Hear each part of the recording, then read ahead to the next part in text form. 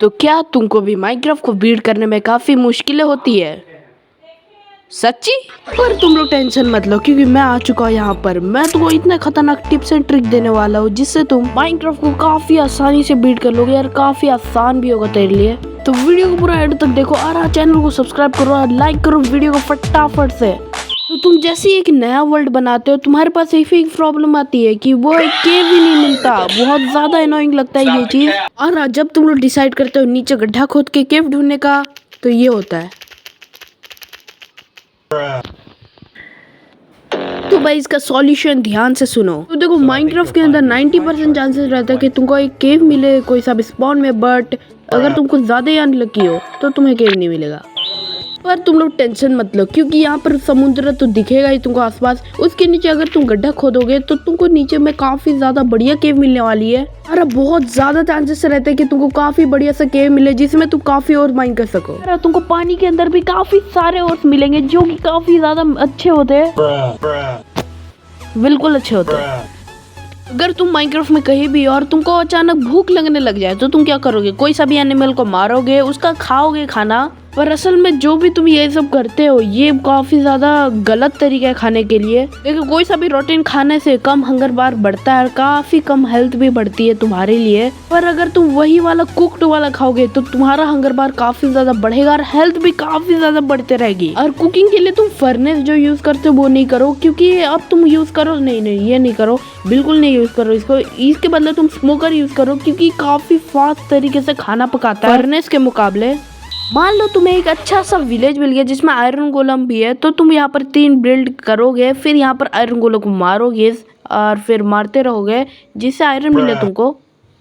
तो अगर तुमको 4 आयरन मिलता है तो तुम क्या करोगे? इनका क्या बनाओगे? इससे क्या गेस करो भाई, तुम लोग क्या बनाते हो वैसे भी? तो मेरी माने तो तुम लोग शील्ड बना लो क्योंकि ये काफी ओवर पावर्ड है। ये शील्ड है ना हर एक अटैक से बचाएगा तुमको, चाहे वो ज़ॉम्बी का एक हिट हो या फिर एक स्केलेटन का एक एरो क्यों ना हो, या फिर क्रीपर तुम्हारे सामने ब्लास्ट भी कर दे, तुमको कुछ फर्क नहीं पड़ने वाला इस शील्ड। और इसके ड्यूरेबिलिटी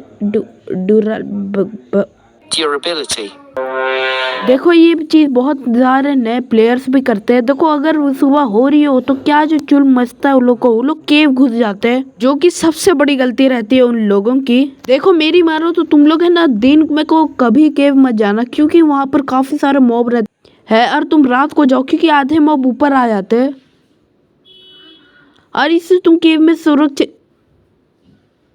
तो अगर तुम अभी तक वीडियो देख रहे हो तो जल्दी से सब्सक्राइब करो। और आगे के tips and trick new players लोग या फिर नए प्लेयर लोग के लिए नहीं है, ये प्रो प्लेयर्स लोग के लिए भी है। तो सब्सक्राइब करो और लाइक करो वीडियो को। चलो तब और आप वीडियो पूरा एंड तक देखो क्योंकि आगे बहुत खतरनाक टिप्स एंड ट्रिक है। देखो ये प्रॉब्लम मुझे भी हुई है लेकिन अब नहीं हुई क्योंकि अब मुझे फोर्ट्रेस काफी आसान से मिल जाता है। देखो फोर्ट्रेस को ढूंढना काफी मुश्किल बात होती है। अगर तुम कोई छोटे एरिया में हो तो जल्दी से वहां से निकलो और किसी खुले एरिया में पहले तो जाओ तुम। फिर तुम जैसे ही खुले हुए एरिया में आओगे तुमको एक डायरेक्शन में जाना पड़ेगा कोई सा भी, और फिर वहां पर आगे जाते रहना स्ट्रेट। देखो मैं एक डायरेक्शन चूज करता हूँ और फोर्ट्रेस को ढूंढना इतना भी मुश्किल बात नहीं होने वाली है। और मैं यहाँ से जाने वाला हूँ आगे स्ट्रेट तरफ से। और गाइज और एक सेटिंग करना, तुम अपने रेंडर डिस्टेंस को पूरा फुल में कर लेना। तो दूर का चीज़ पास दिखता है, देखो काफ़ी ज़्यादा मस्त तरीके से दूर का भी पास में ही दिख रहा है। तो अभी चलते हैं आगे स्ट्रेट की तरफ। और गाइज मैं एक चीज़ बताना ही भूल गया, तुम कोई सा भी डायरेक्शन में स्ट्रेट मत जाना। तुम्हें ना अपने साथ एक डर्ट ब्लॉक और एक सनफ्लावर ले लेना ज़रूर से क्योंकि ये तुमको परफेक्ट डायरेक्शन बताएगा फोर्ट्रेस का एरिया तरफ से। जैसे कि मान लो मैंने यहाँ पर सनफ्लावर को रखा, फिर ये जिस डायरेक्शन में दिखा रहा है देखो वो उस साइड दिखा रहा है, तो मुझे उस साइड जाना पड़ेगा। को ये इस तरफ डायरेक्शन बता रहा है तो इसका मतलब मुझे उधर ही जाना पड़ेगा क्योंकि वहां पर फोर्ट्रेस है पक्का पक्की। तो देखते हैं। ओके लेट्स गो, आगे जाने चलो तब।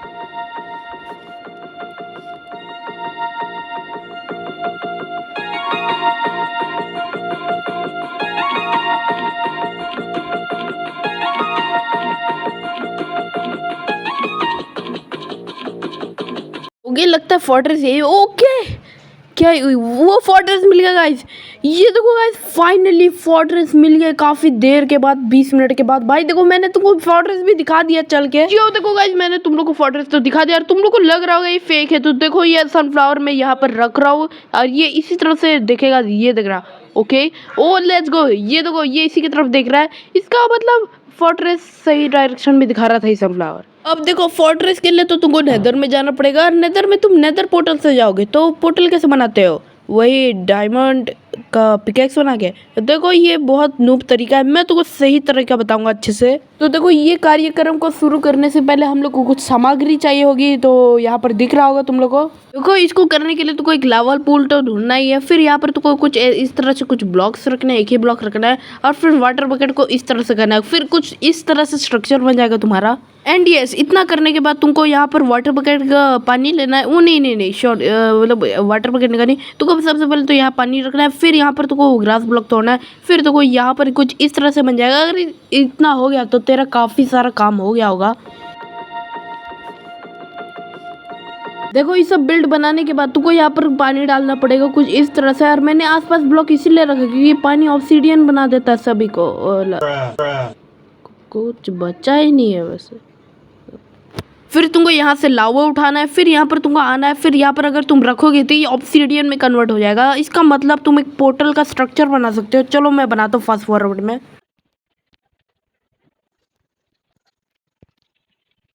ये देखो गाइस अपना प्रॉपर सा पोर्टल बन गया। देखो ये इग्नाइट भी हो गया, और इसके अंदर हम लोग जा भी सकते हैं भाई। ये देखो ये है बेस्ट तरीका पोर्टल बनाने का। तुम लोग अब डायमंड पिकैक्स फेंक दो। एंड यस, अगर तुम इस तरह से फार्मिंग करते हो तो ये बहुत ज्यादा गलत तरीका है, क्योंकि इससे तुम्हारे क्रॉप भी जल्दी नहीं उगेंगे। तो देखो मैं बता दो कैसे सही करते हैं इसको, आराम से स्टेप बाय स्टेप प्रोसेस भी बताऊंगा।